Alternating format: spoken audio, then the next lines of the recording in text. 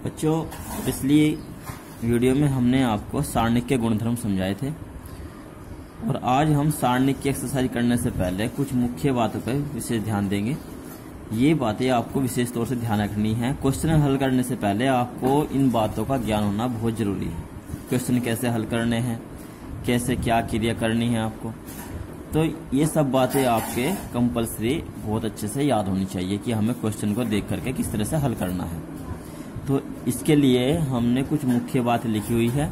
ये बातें आपको हर क्वेश्चन में समझ करके चलनी है। पहली मुख्य बात यह है सारणी के क्वेश्चनों में कि सबसे पहले आप जब भी आप सारणी का क्वेश्चन करेंगे तो सबसे पहले आप उसमें कॉमन देख लीजिए कि कॉमन क्या है। एग्जाम्पल के तौर पे देखो, मान लीजिए सपोज करो ये कोई सारणिक है, तो इसमें देखिए आप कॉमन दिखाई देगा आपको पंक्तियों में या स्तंभों में। ये हमारा पहला स्तंभ है, दूसरा या तीसरा, ये पहली पंक्ति है, दूसरी पंक्ति है, तीसरी पंक्ति। तो सबसे पहले आप सारणिक में जब भी क्वेश्चन हल करेंगे तो आपको कॉमन देखना है। देखिए इसमें कॉमन दिखाई दे रहा है, ए संख्या इसमें कॉमन है, तो हम इसमें से ए कॉमन ले लेंगे बराबर ए। R1 से क्या कॉमन लिया हमने, ए। इसी प्रकार देखिए R2 में यहाँ पे B कॉमन है, तो R2 से B कॉमन ले लेंगे। R3 में यहाँ पे C कॉमन है, तो R3 से C कॉमन लेंगे। अब ये सारणिक बन जाएगा। यहाँ से A कॉमन लिया तो यहाँ बचेगा 1, यहाँ B और यहाँ बचेगा BC। फिर यहाँ से B कॉमन लिया है तो यहाँ बचेगा 1, यहाँ C और यहाँ बचेगा A। तीसरी पंक्ति से हमने क्या कॉमन लिया है, C, तो यहाँ बचेगा 1, यहाँ A और यहाँ एक C बचेगा। क्या चेंजिंग किया हमने इसमें किया R1 से A, R2 से B और R3 से C कॉमन लिया। ये लिखना पड़ेगा आपको क्या क्रिया आपने की। ठीक है बच्चों, कोई भी प्रक्रिया करने के बाद हमेशा कॉमन जरूर देखना है कि कॉमन उसमें है या नहीं। सारणी की किसी पंक्ति में या किसी भी स्तंभ में कोई संख्या कॉमन बन रही है तो उसको हम कॉमन लेके बाहर निकालेंगे, ये ध्यान रखना है। दूसरी बात क्या ध्यान रखनी है, समान संख्या बनाना। कैसे बनाते हैं समान संख्या, मान लीजिए उसमें कॉमन तो नहीं, तो अब उसमें हम समान संख्या बनाने की कोशिश करेंगे या फिर शून्य बनाने की कोशिश करेंगे। अब समान संख्या शून्य कैसे बनाएंगे, ये तो R1 के रिप्लेस पे R1 plus R2 plus R3 करके देख लीजिए आप, तो समान संख्या बनेगी। या आप C1 के रिप्लेस पे C1 plus C2 plus C3 करके देख लीजिए, तब समान संख्या बन सकती है। यदि समान संख्या नहीं बनती तो या कोई दो पंक्तियों या स्तंभों को आपस में जोड़कर या घटाकर समान संख्या बना लेते हैं या शून्य बना लेते हैं। ये प्रोसीजर बहुत ही इंपॉर्टेंट है। ये क्वेश्चन को देखकर ही आपको पता लगेगा कि उसमें क्या हमें प्रूफ करना है और उसके अकॉर्डिंग हमें तीनों पंक्तियों को जोड़ना है या तीनों स्तंभों को जोड़ना है या किन्हीं दो पंक्तियों या दो स्तंभों को आपस में जोड़कर या घटाकर समान संख्या बना लेनी है या शून्य बना लेना है। जैसा एग्जाम्पल के तौर पर हमने एक एग्जाम्पल लिया है, सपोज करो ये क्वेश्चन है और इस क्वेश्चन में हमें ये प्रूफ करना है, यानी कि इस सारणी के बराबर हमें ये प्रूफ करना है। तो इसमें सबसे पहले देखिए कॉमन दिखाई दे रहा है, इसमें कोई इसमें कॉमन नहीं क्योंकि यहाँ पे प्लस लेमडा हो चुका है। यदि प्लस लेमडा ना होता तो इसमें एक्स कॉमन होता। अब इसमें कॉमन नहीं है तो हमें जो प्रूफ करना है, इसमें प्रूफ करना है lambda square into 3x plus lambda. तो 3x प्लस लेमडा आया हुआ है यहाँ पे जो प्रूफ करना है, तो 3x प्लस लेमडा इसमें कैसे बनेगा।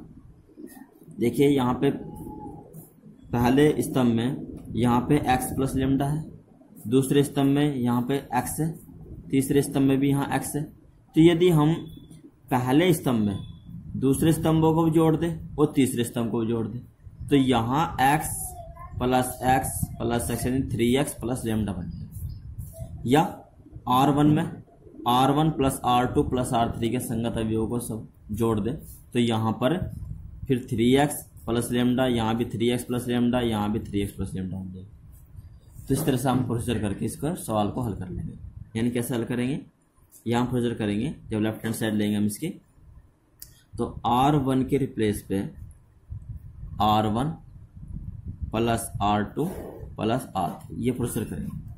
तो R1 के रिप्लेस पे R1 ये है, तो R1 में हम क्या जोड़ रहे हैं, R2 को जोड़ रहे हैं और R3 को जोड़ रहे हैं। यानी कि R1 में देखो जिसमें जोड़ेंगे या जिसमें से घटाएंगे उसी के रिप्लेस पे लिखेंगे। तो R1 में हमने क्या जोड़ा, R2 प्लस R3, तो R1 ये है। तो यहाँ पे हम क्या प्रोसीजर करेंगे कि इसमें हम R2 को के संगत पदों को जोड़ेंगे और R3 के भी संगत पदों को जोड़ देंगे। तो x और x यहाँ पे है, x प्लस x तो ये जाएगा 3x प्लस लेमडा। यहाँ तीनों जोड़ेंगे तो 3x प्लस लेमडा। अब यहाँ भी तीनों जोड़ेंगे तो 3x प्लस लेमडा। ये है x प्लस लेमडा, x और x प्लस लेमडा। ठीक है, ये प्रोसीजर हमने इसमें किया। उसके बाद दिखाई दे रहा है आपको यहाँ R1 में समान संख्या बन चुकी है, और जब समान संख्या किसी भी R1 में या R2 में बनेगी या C1 या C2 या C3 में बनेगी तो उसमें से हम क्या लेंगे, कॉमन। जैसे कि यहाँ पे हमने आपको लिखा है कोई भी प्रक्रिया करने के बाद कॉमन जरूर देखना है। तो यहाँ से कॉमन दिखाई दे रहा है आपको 3x प्लस लेमडा, तो यहाँ से हम नेक्स्ट लाइन में 3x प्लस लेमडा कॉमन ले लेंगे। और कॉमन लेने के बाद यहाँ बचेगा 1, यहाँ भी 1 बचेगा और यहाँ भी 1 बचेगा, और नीचे की प्रोसीजर सेम ऐसे लिखी जाएगी संख्या। जब इतना कार्य हो जाएगा उसके बाद क्या करना है, उसके बाद तीसरा प्रोसीजर हमारा यह है क्रिया करने के लिए, जब समान संख्या बन जाए तो उसे कॉमन लेने के बाद यदि पंक्तियों में 1 बन जाए, जैसे कि यहाँ पे बना है, तो नेक्स्ट प्रोसीजर हमारा क्या होगा, C1 के रिप्लेस पे, यानी कि प्रोसीजर नंबर 4 हमारा क्या होगा कि C1 के रिप्लेस पे C1 माइनस C2 और C2 के रिप्लेस पे C2 माइनस C3। या यदि स्तंभ में 1 बन जाए तो नेक्स्ट प्रोसीजर हमारा होगा R1 के रिप्लेस पे R1 माइनस R2 और R2 के रिप्लेस पे R2 माइनस R3। ऐसा करने से क्या होगा, ऐसा करने से यहाँ पर 2 शून्य बन जाएगी और इसमें भी 2 शून्य बन जाएगी यदि ये प्रोसीजर करेंगे। तो जब 2 शून्य बन जाएगी तो हमारा प्रोसीजर इस टाइप से बन जाएगा।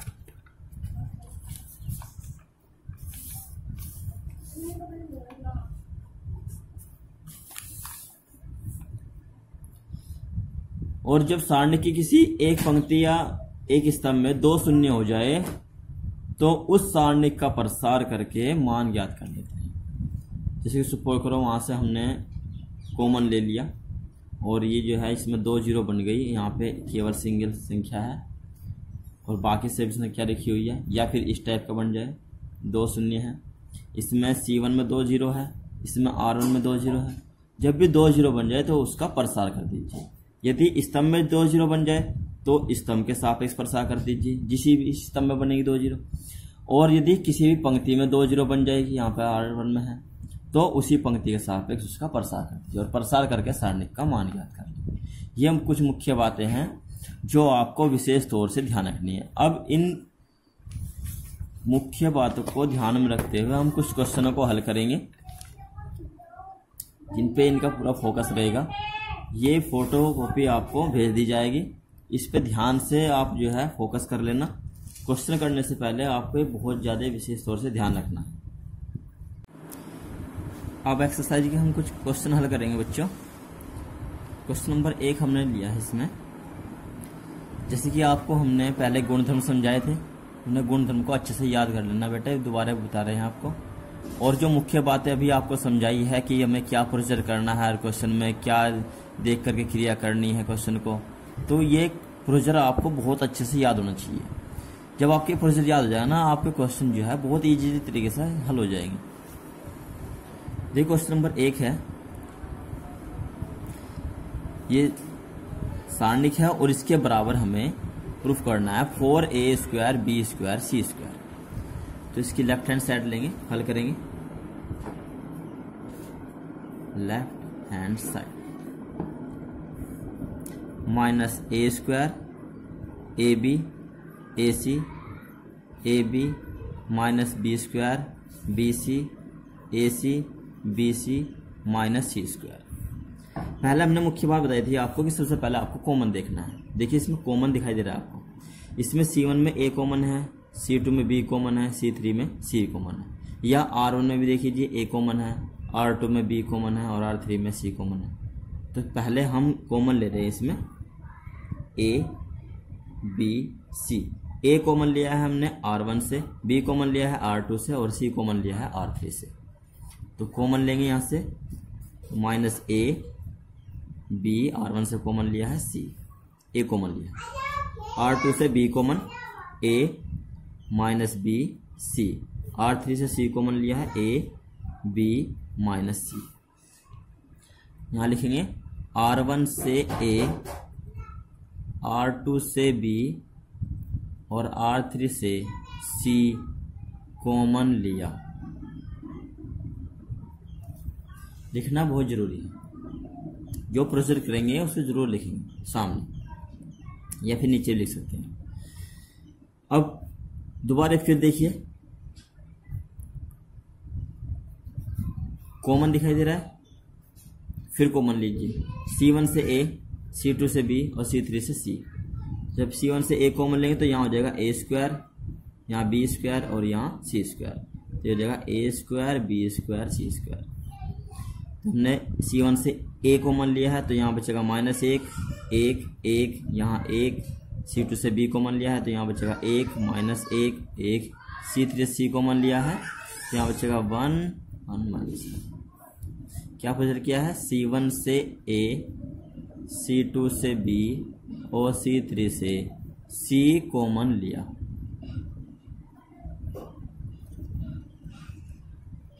अब नेक्स्ट देखिए A square B square C square. अब देखिए इसमें 2 जीरो बना दिए कम से कम। अब या तो हम यहाँ सीधे प्रसार करके इसका आंसर आ सकता है, या अगर प्रसार नहीं करना चाहते तो आप इसमें 2 जीरो बना लीजिए, या तो R1 में या C1 में। तो हम इसमें 2 जीरो बनाएंगे C1 में। तो इसके लिए हम प्रोसीजर कर रहे हैं इसमें। देखो यहाँ -1 और यहाँ है 1, तो यदि हम इसे इसमें जोड़ दे तो ये 0 हो जाएगा, और यहाँ 1 यहाँ -1, यदि हम इसके संगत अवयव जो जोड़ दे तो ये भी क्या हो जाएगा, 0 हो जाएगा। तो यानी कि अगर हम C1 में C2 के संगत अवयवों को जोड़ दें तो 2 जीरो बन जाएगी और हमारा आंसर अच्छे से आ जाएगा, प्रसार करने में भी दिक्कत नहीं होगी। तो हम C1 के रिप्लेस कर रहे हैं C1 प्लस C2।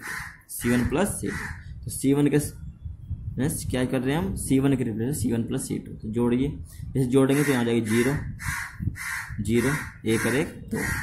इन्हें ऐसे रखिए 1 माइनस 1 1 1 1 माइनस। चाहे तो आप यहाँ C2 के रिप्लेस पे C2 प्लस C3 भी कर सकते हैं। यदि करेंगे C2 प्लस C3 तो ये हो जाएगा, देखो ये हो जाएगा C2 के रिप्लेस पे C2 प्लस C3, तो 1 प्लस 1 2, इसे जोड़ेंगे तो 0, इसे जोड़ेंगे तो ये भी 0। ये भी आप प्रोसीजर आगे से कर सकते हैं, इससे और भी 0। अब 2 जीरो बन रही है यहाँ पे C1 में, 2 जीरो बन रही है C2 में। चाहे तो आप C1 के सापेक्ष प्रसार कर दीजिए या C2 के सापेक्ष। तो हम यहाँ प्रसार कर रहे हैं C1 के सापेक्ष प्रसार करने पर। तो यहाँ लिखेंगे A square B square C square. जब प्रसार करेंगे तो प्रसार चिन्ह परिपाटी के अनुसार करेंगे, प्लस इसे छोड़ दीजिए क्योंकि 0 है, आगे 0 होगी, जब गुणा करेंगे तो सब 0 हो जाएगा। ये भी छोड़ देंगे, ये भी छोड़ देंगे, C प्लस माइनस प्लस, तो 2 इंटू में लेंगे। इसके आमने सामने संख्या कैंसिल कर देंगे, 2 एकम 2 माइनस 2 एकम 2 माइनस 0। अब गुणा करेंगे 2 दूनी 4 और 4 यानी कि हो जाएगा 4A square B square C square. ये इसे जो है लेफ्ट हैंड साइड हो जाएगी, जो हमें प्रूफ करना था। Left hand side. Second question है, सिद्ध करना है इस सारणी के बराबर 0। तो हल करेंगे, लेफ्ट हैंड साइड लेंगे 1 omega omega square omega omega square 1 omega square 1 omega, left hand side ली। सबसे पहले कॉमन देखिए, तो कॉमन इसमें ना R1 में है, ना R2 में, ना R3 में, ना C1 C2 C3, किसी में भी इसमें कॉमन दिखाई नहीं दे रहा। तो नेक्स्ट प्रोसीजर हमारा है कि समान संख्या बना लेते हैं या शून्य बना लेते हैं। तो इसमें समान संख्या देखो बन जाएगी यदि हम C1 में C2 को जोड़ दे और C3 को जोड़ दे, इसके संगत पदों को C1 में जोड़ दे, क्योंकि यहाँ पे 1 प्लस ओमेगा स्क्वायर हो जाएगा जुड़ करके, और इन तीनों को जोड़ेंगे तो यहाँ भी 1 प्लस ओमेगा स्क्वायर, और इन तीनों को जोड़ेंगे तो यहाँ भी 1 प्लस ओमेगा स्क्वायर हो जाएगा। तो ये प्रोसीजर करना ठीक रहेगा। तो ये हम कर रहे हैं यहाँ पे C1 के रिप्लेस पे C1 plus C2 plus C3, जैसे कि आपको मुख्य बातों में बता गए थे, उन्हीं बातों का ध्यान रखते हुए सवाल को हल करेंगे। तो जब हम तीनों स्तंभों को जोड़कर कहाँ लिखेंगे C1 में, तो संगत पदों को जोड़ेंगे तो यहाँ हो जाएगा 1 प्लस ओमेगा स्क्वायर, इन तीनों को जोड़ के यहाँ लिखेंगे तो ये हो जाएगा 1 प्लस ओमेगा स्क्वायर, और यहाँ भी हो जाएगा 1 प्लस ओमेगा स्क्वायर। दोनों स्तंभों को ऐसे रखेंगे, sorry omega square 1 omega square 1 omega. अब देखिए यहाँ पे सेम संख्या बनी हुई है 1 प्लस ओमेगा स्क्वायर, चाहे तो इसको हम कॉमन ले सकते हैं। फिर एक फॉर्मूला होता है कि 1 प्लस ओमेगा स्क्वायर बराबर 0, ये 11वीं कक्षा में आपने पढ़ा होगा समिश्र संख्या वाले चैप्टर में। तो ये क्या होता है 0, तो ये भी 0 0 0, क्योंकि 1 प्लस ओमेगा स्क्वायर बराबर 0 होता है। ये ओमेगा स्क्वायर 1 1 ओमेगा। और जब किसी सारणिक में किसी एक पंक्ति या एक स्तंभ का प्रत्येक अवयव 0 होता है तो उस सारणिक का मान 0 होता है। क्यों? क्योंकि यदि हम इसका C1 के सापेक्ष प्रसार करेंगे तो इसे 0 में रखें तो इंटू में रखेंगे तो सब 0 हो जाएगा, फिर इसे इंटू में रखेंगे तब भी 0 हो जाएगा, फिर इसे इंटू में रखेंगे तो 0, तो इसका प्रसार करने पर भी आपको 0 प्राप्त होगा, इसलिए इसका मान क्या हो जाएगा 0 हो जाएगा। ठीक है, तो ये प्रूफ हो जाएगा, सिद्ध हुआ।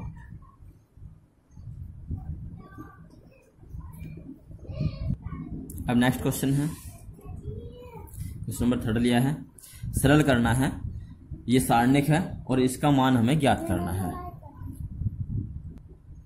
तो इस क्वेश्चन में आपको दिखाई दे रहा है कि इसमें C1 में 2 0 ऑलरेडी है, तो इसका सीधे सीधे प्रसार कर देंगे, इसका आंसर आ जाएगा। तो इस क्वेश्चन को हम लेकर के चलेंगे लिख करके, और यहाँ लिखेंगे C1 के सापेक्ष प्रसार करने पर या विस्तार करने पर,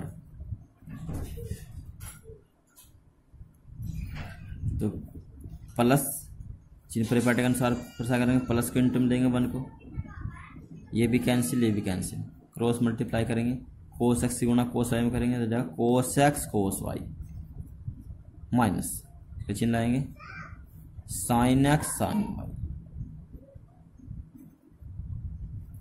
और आगे प्रसार करेंगे C1 के सापेक्ष तो ये दोनों 0 है, इसे छोड़ देंगे। Cos x cos y minus sin x sin y, ये फॉर्मूला है कोस एक्स प्लस वाई का, तो कोस एक्स प्लस वाई, ये इसका आंसर हो जाएगा। नेक्स्ट क्वेश्चन, क्वेश्चन नंबर 4, सिद्ध करना है इस सारणिक के बराबर एक्स वाई है। तो जो मुख्य बातों में हमने आपको समझाया था, हल करेंगे क्वेश्चन को और लेफ्ट हैंड साइड लेंगे। मुख्य बात हमने आपको समझाया था, यदि पंक्तियों में 1 1 है तो नेक्स्ट प्रोसीजर करेंगे C1 के रिप्लेस पे C1 माइनस C2 और C2 के रिप्लेस पे C2 माइनस C3, और यदि स्तंभों में 1 1 है तो नेक्स्ट प्रोसीजर हमारा होगा R1 के रिप्लेस पे R1 माइनस R2 और R2 के रिप्लेस पे R2 माइनस के R3। तो यहाँ पे पंक्तियों में भी 1 1 है, स्तंभ में भी 1 1, तो यहाँ पे कोई सा भी प्रोसीजर आप कर सके देख सकते हैं। तो हम यहाँ पे कर रहे हैं C1 के रिप्लेस पे C1 माइनस C2 और C2 के रिप्लेस पे C2 माइनस C3। इस क्वेश्चन को लेकर चलेंगे लेफ्ट हैंड साइड को और नेक्स्ट प्रोसीजर ये करेंगे। तो C1 के रिप्लेस पे C1 माइनस C2, तो C1 ये है और C2 है ये, तो संगत पदों को घटाएंगे। C1 के रिप्लेस यानी कि यहाँ पे हम लिखेंगे C1 माइनस C2, घटाओ 0, इसमें से घटाएंगे तो बचेगा माइनस के एक्स, घटाएंगे 0, और C2 के रिप्लेस पे C2 माइनस C3, इसमें से घटाएंगे 0, इसमें से घटाएंगे तो बचेगा x, इसमें से घटाएंगे तो बचेगा माइनस के y, और ये एज इट इज जैसे रखना है। अब नेक्स्ट प्रेशर में 2 0 बन चुकी है, सीधे प्रसार कर देंगे।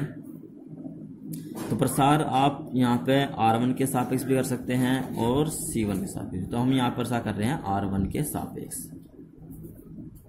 प्रसार करने पर।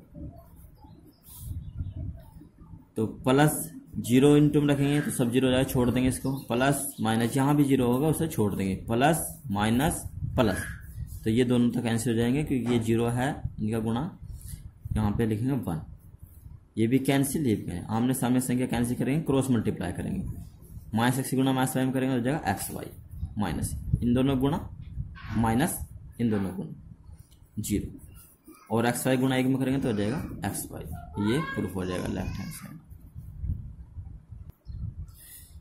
काफ़ी क्वेश्चन बच्चों आपकी बुक में एक्सरसाइज में दिए गए हैं इस टाइप संबंधित, आपको मुख्य बातों को विशेष तौर से ध्यान रख करके क्वेश्चनों को हल करना है, ठीक है। और यदि आपको क्वेश्चन में प्रॉब्लम आती है तो आप मुझे किसी भी समय कांटेक्ट करके पूछ सकते हैं, ठीक है, मेरे व्हाट्सएप नंबर पर, या तो फोटो खींच के भेज सकते हैं क्वेश्चन का, या फिर आप सीधे फ़ोन भी कर सकते हैं, ठीक है बच्चों। नेक्स्ट वीडियो में हम आगे जो है क्वेश्चन हल करेंगे। आज के लिए इतना ही।